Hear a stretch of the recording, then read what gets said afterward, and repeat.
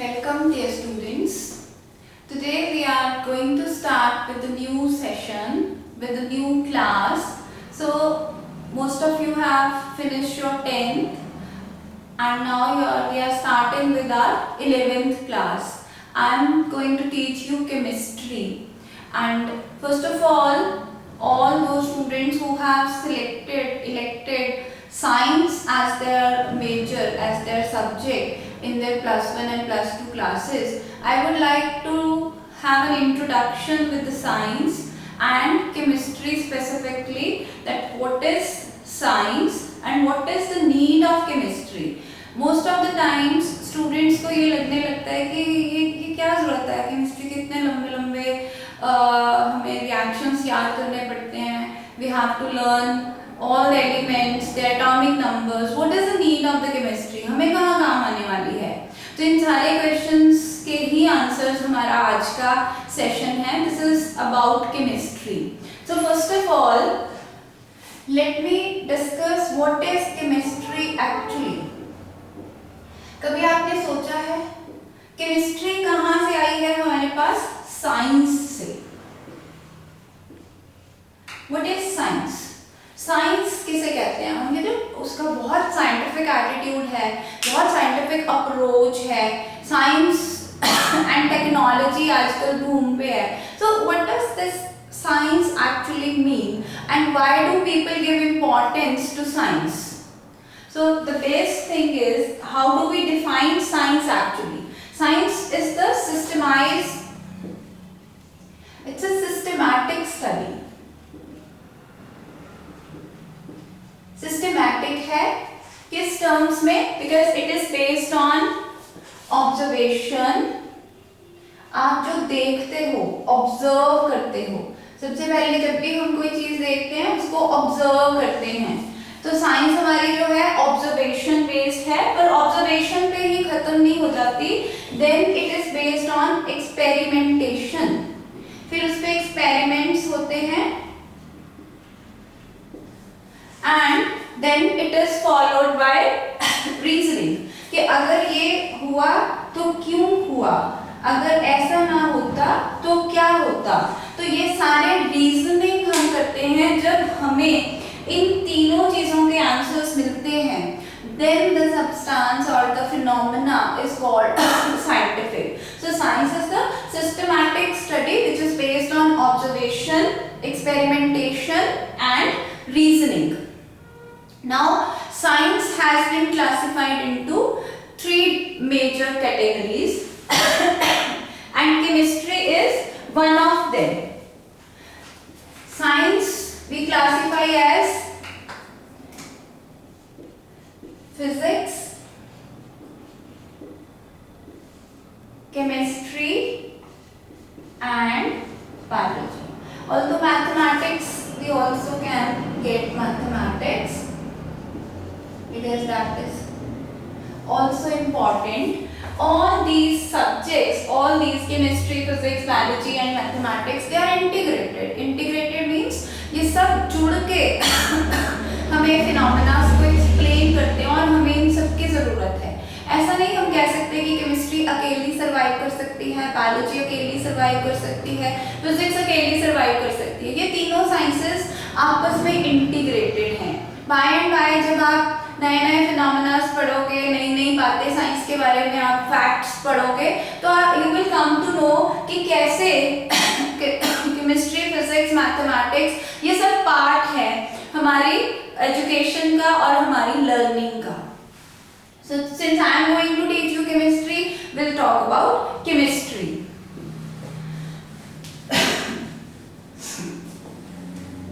What is chemistry? Chemistry क्या है? हाय बड़ी टफ है मैम, रिएक्शंस याद करने पड़ते हैं. डोंट वरी, हम इतने बढ़िया तरीके से केमिस्ट्री को शुरू करेंगे और उसकी हर चीज़ को बहुत सहजे सहजे पढ़ेंगे, so that everything is very clear to you. खास करके जो केमिस्ट्री JEE वाले स्टूडेंट्स हैं ना, उनके लिए मोस्ट स्कोरिंग सब्जेक्ट है. केमिस्ट्री में आपको बहुत लंबे लंबे डेरिवेशंस नहीं करने हैं. केमिस्ट्री में आपको फैक्ट्स याद करने हैं, आपको कंपाउंड्स के साथ दोस्ती करनी है, आपको एलिमेंट्स के साथ दोस्ती करनी है। दोस्ती का मतलब क्या होता है कि उन चीज़ों के बारे में आपको अच्छे से जानना है। when you know elements, you know maximum of the chemistry। आपको एलिमेंट्स आने शुरू होते हैं और साथ ही आपको केमिस्ट्री आनी शुरू हो जाती है।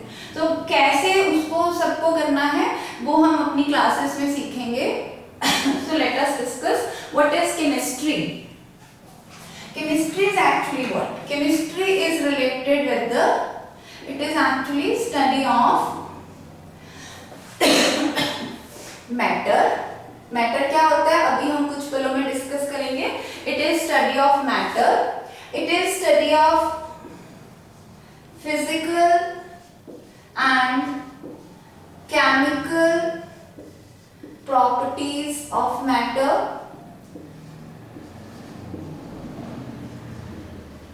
It is related with composition of matter, कि मैटर है क्या, किस चीज का बना हुआ है, इसके क्या प्रॉपर्टीज हैं। And then we study physical and chemical changes. ये सब हम केमिस्ट्री में पढ़ते हैं। केमिस्ट्री हमें क्या बताती है? Chemistry is the study of matter, its composition, its physical and chemical properties and its physical and chemical changes। इन सारी चीजों को, मैटर क्या है, physical and chemical properties से क्या मतलब है, मैटर का composition से क्या मतलब है और physical and chemical changes का क्या मतलब है, ये हम डिटेल्स में करेंगे। सबसे पहले हमारी केमिस्ट्री जो है एक्चुअली यही सब कुछ है। तो मैटर क्या है actually? What is matter? Matter, since your 7th class you have been doing, what is matter? Matter is anything which occupies space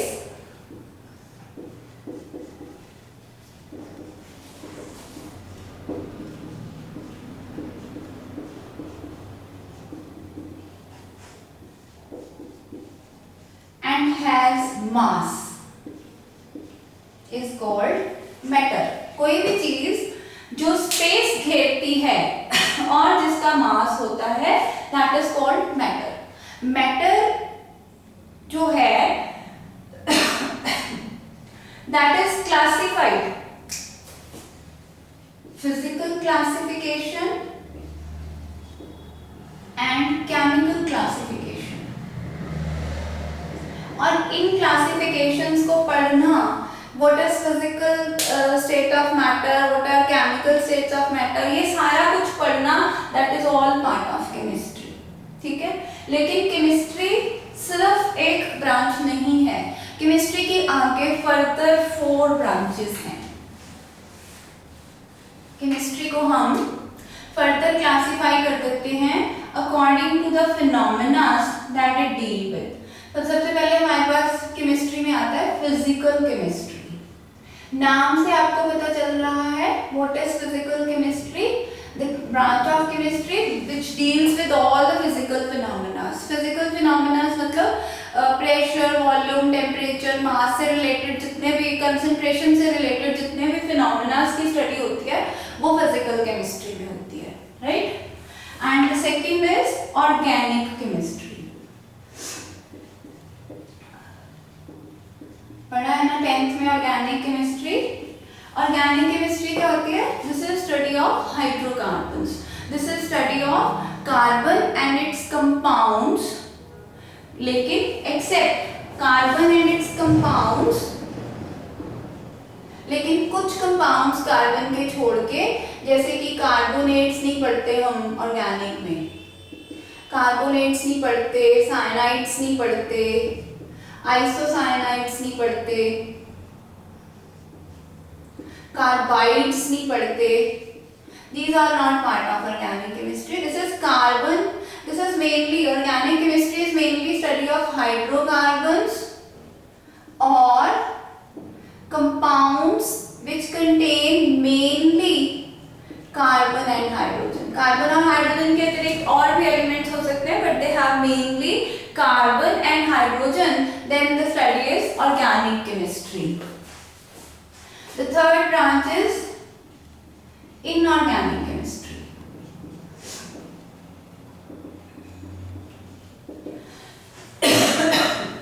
Inorganic chemistry क्या है? Which is not organic. And what is not organic? Organic is related with the living things. Means whatever comes under living matter, that all is organic chemistry. But what is not in the organic matter, rather it is in the earth crust or in the atmosphere, that is called inorganic chemistry. यानी कि इसमें हम क्या करते हैं? Study of elements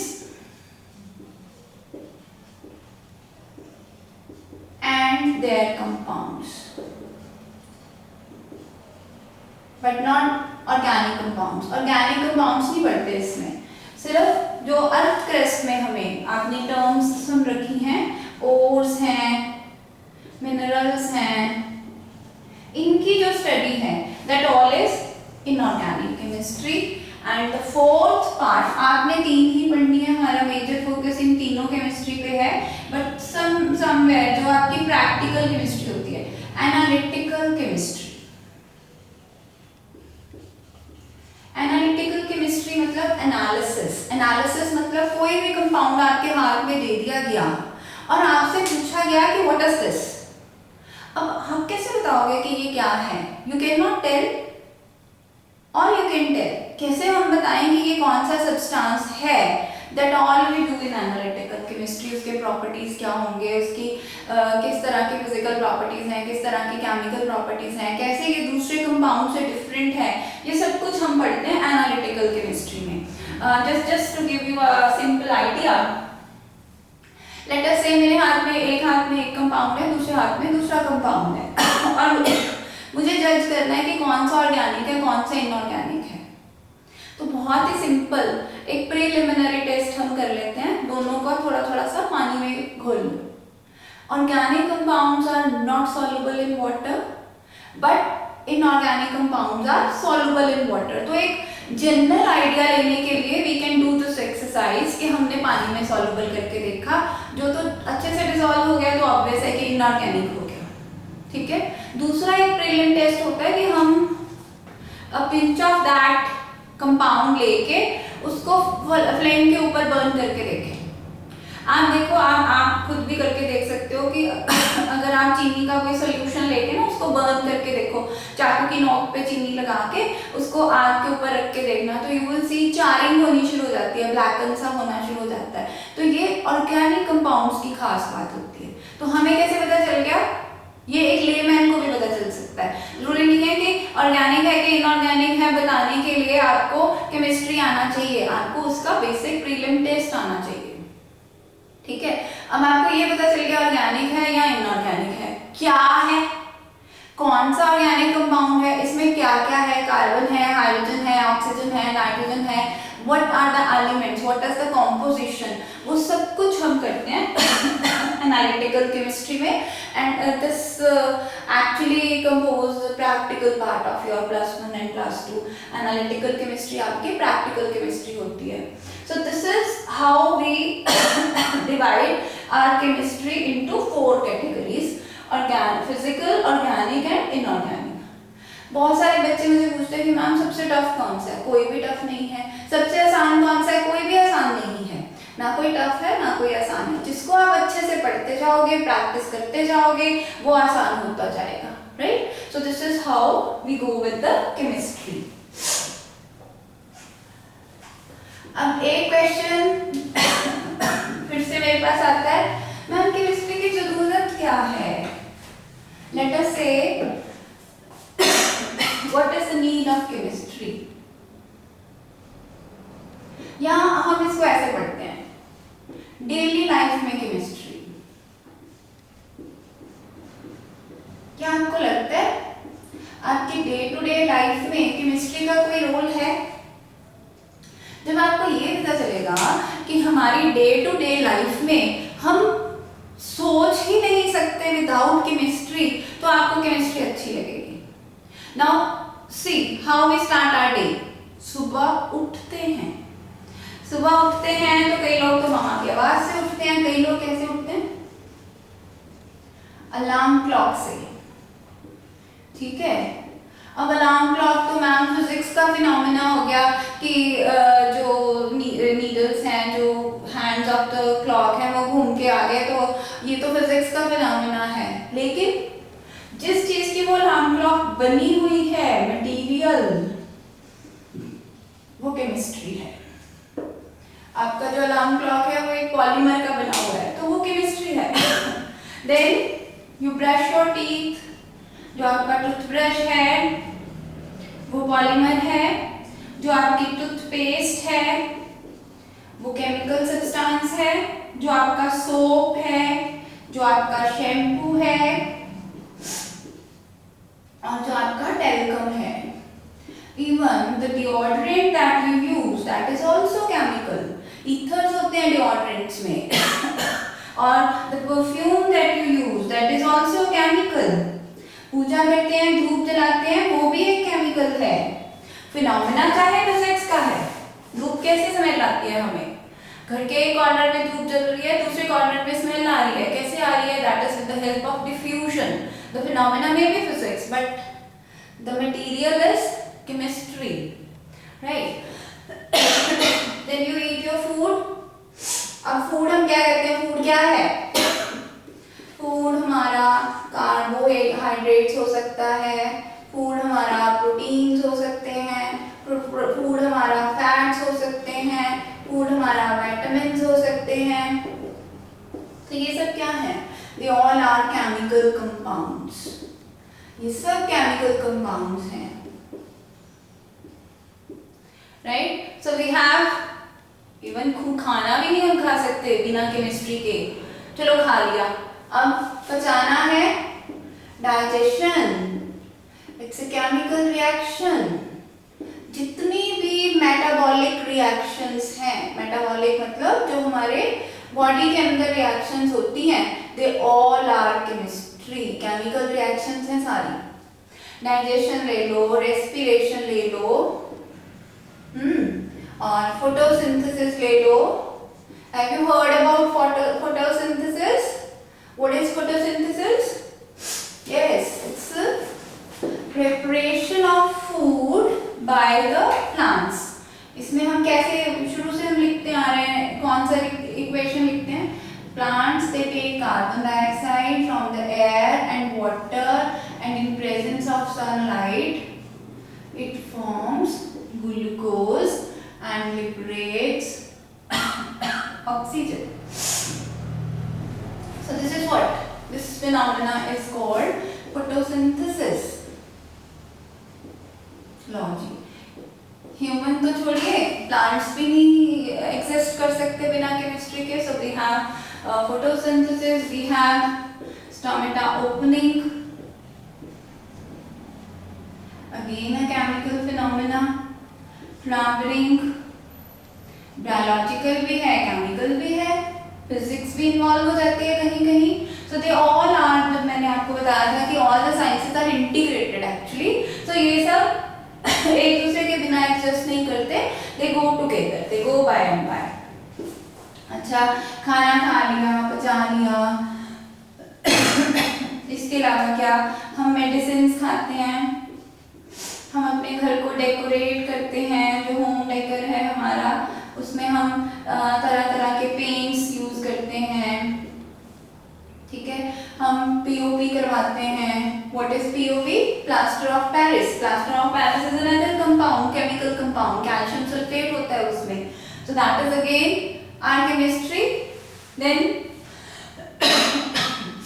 रात को मच्छर काटते हैं तो आप खिलाते हो गुड नाइट, यानी कि मॉस्किटो रिपेलेंट। मॉस्किटो रिपेलेंट क्या है? That is again a chemical compound. Car में जा रहे हैं, कार में ऑर्डर ना आए तो हम फ्रेशनर लगा देते हैं। फ्रेशनर क्या है?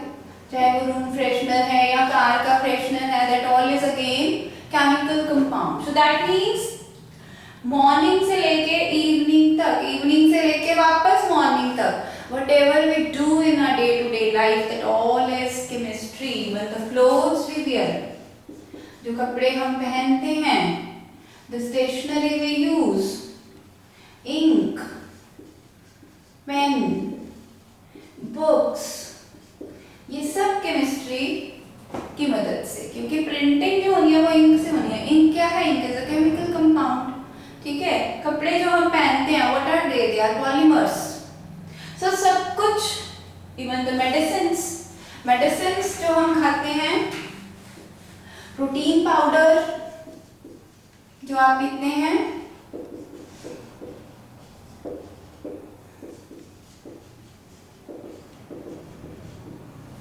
ये सब क्या है?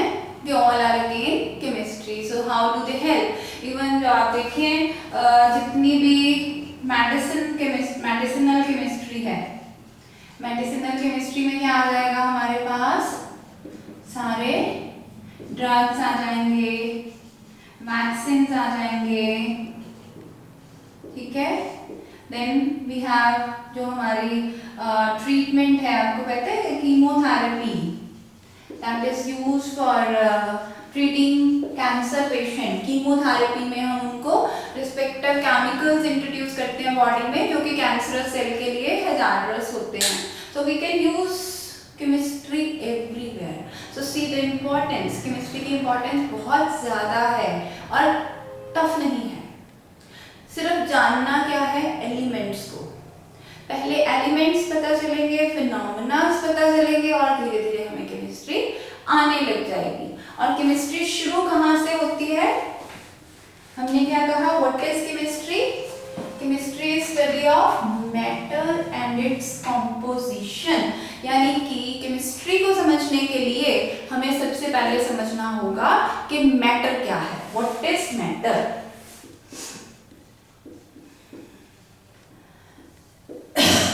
मैटर क्या है? Anything that occupies space and has mass is called matter. और मैटर को हमने क्लासिफाई कैसे किया था? Physical classification and chemical classification. Matter के साथ साथ एक और इम्पॉर्टेंट चीज है जो सारी चीजों के सर्वाइवल के लिए जरूरी है, and that is energy. Chemistry में हमने सिर्फ मैटर ही नहीं पढ़ना, एनर्जी भी पढ़नी है। एनर्जी कहाँ से आ गई? एनर्जी तो फिजिक्स है नहीं, एनर्जी केमिस्ट्री भी है। क्योंकि जितने भी केमिकल रिएक्शंस, ये लाइन अब मैं बार बार बोलने वाली हूँ, 2 साल यही लाइन चलने वाली है कि जितने भी केमिकल रिएक्शंस होते हैं वो एनर्जी बेस्ड हैं। एनर्जी उनका सबका मेन रीजन होता है। तो एनर्जी और मैटर ये आपने पढ़ा है, they are convertible, E is equal to mc square। ये किसने बताया हमें? ये हमें बताया आइंस्टाइन ने। हम कहते हैं मैटर कंजर्व्ड है, कंजर्व्ड आगे पढ़ेंगे हम ये law of conservation of mass. Energy conserved है, law of conservation of energy, but they are interconvertible. Energy and mass are interconvertible. So let us have first of all physical classification of matter. Matter को हम physically कैसे classify करते हैं? Physically matter has 3 states. बहुत बड़ी हैं, solid, liquid, gas. 7th standard से हम पढ़ना शुरू कर देते हैं। Solid, liquid, gas. Solid, liquid, gas. States of matter are solid, liquid and gas. Solid क्या होता है और लिक्विड क्या होता है? गैस क्या होती है? सॉलिड से लिक्विड का बनना, मेल्टिंग। लिक्विड का वापस सॉलिड बन जाना, फ्रीजिंग। आप देखो आजकल के दिनों में आइस जैसे ही आप रूम टेम्परेचर पे लेके आते हो रेफ्रिजरेटर से, क्या होता है? मेल्ट होना शुरू हो जाती है, पानी में बदल जाती है। और जब पानी रख देते हो आप फ्रिज में तो क्या होता है? वो सॉलिडिफाई हो जाता है, फ्रीज हो जाता है। Melting and freezing. ऐसे ही लिक्विड गैस में बदल जाती है, इवेपोरेशन, ठीक है। और गैस वापस लिक्विड में बदलती है, condensation, condensation, evaporation and condensation, ये फिनोमिना हम कहाँ में देखते हैं? Formation of clouds. क्लाउड क्या होते हैं? बादल। बादल कैसे बनते हैं? हम बचपन से पढ़ते आ रहे हैं। बादल कैसे बनते हैं? अर्थ क्रस्ट से पानी जो है सूरज की गर्मी से इवेपोरेट होता है, ऊपर चला जाता है, वाटर ड्रॉपलेट्स इकट्ठे होते हैं, कंडेंस होते हैं और भारी होके नीचे गिरते हैं रेन की फॉर्म में। सो जो लिक्विड का एटमॉस्फेयर में चले जाना मॉइस्चर की फॉर्म में, द फिनोमेना इज इवेपोरेशन, और गैस का वापस ठंडा होके लिक्विड बन जाना, the phenomena is called condensation. So ये सारे फिजिकल फिनोमेना हैं। एक और फिनोमेना है सॉलिड का डायरेक्टली गैस में कन्वर्ट होना। कभी आपने ऐसी कोई चीज ऑब्जर्व की है कि आप सॉलिड रखते हो और दिन प्रतिदिन वो कम होती जा रही, कम होती जा रही है? यस, ऑटोनिल।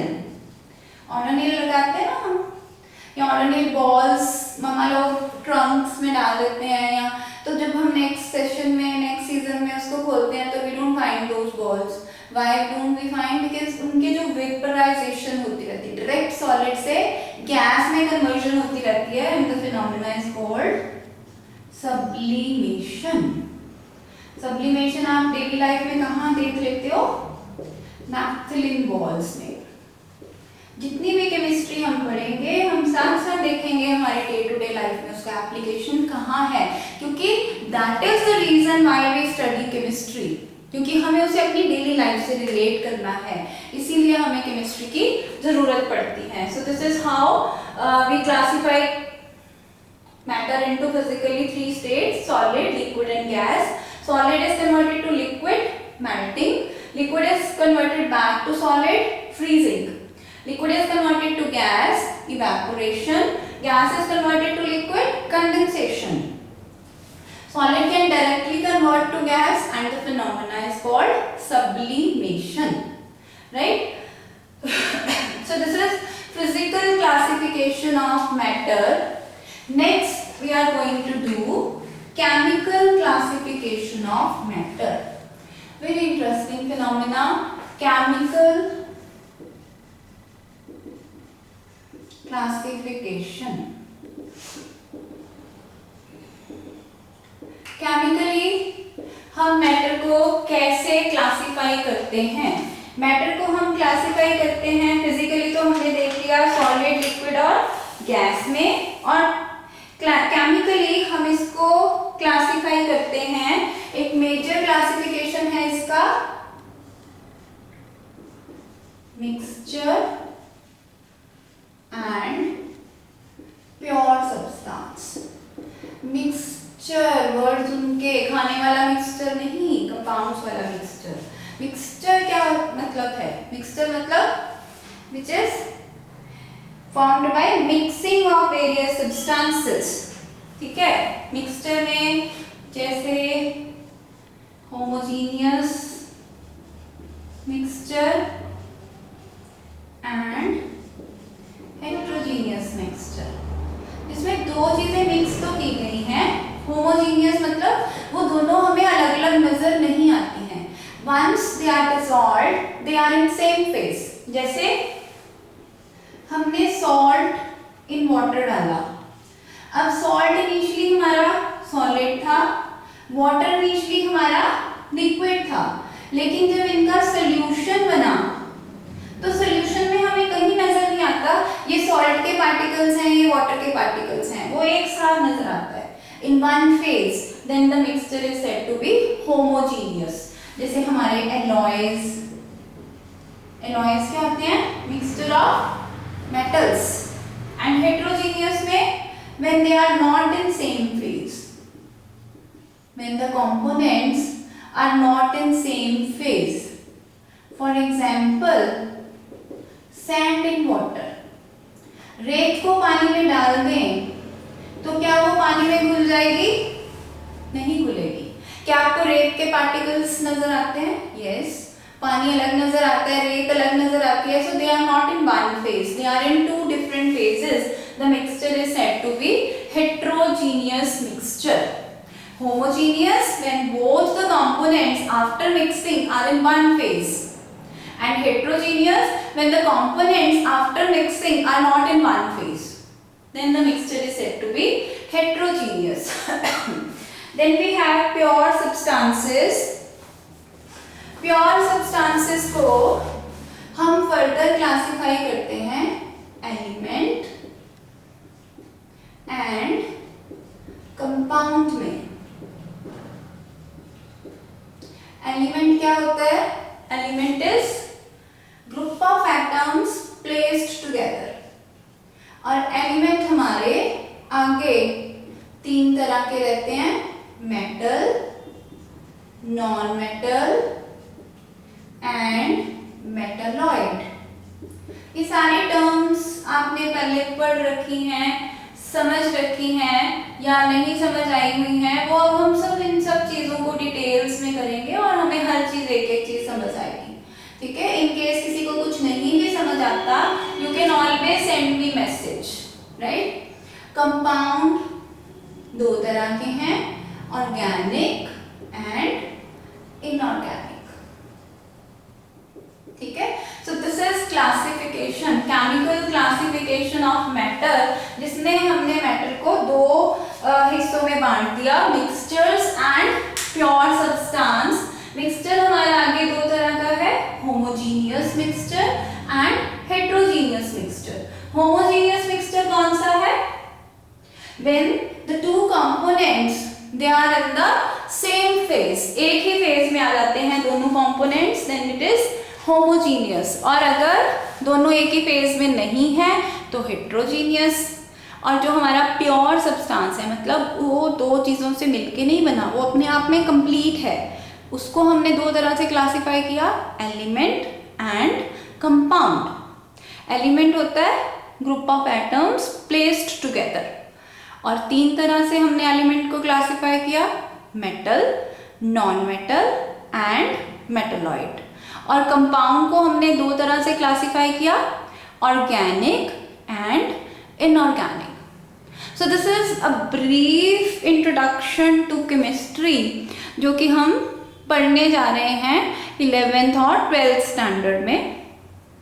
बहुत धीरे धीरे से हर फिनोमेना को, हर कॉन्सेप्ट को डे बाय डे हम करते जाएंगे, एंड बहुत मज़ा आने वाला है केमिस्ट्री पढ़ के, क्योंकि केमिस्ट्री बहुत इंटरेस्टिंग सब्जेक्ट है. So keep on learning. Thank you for that.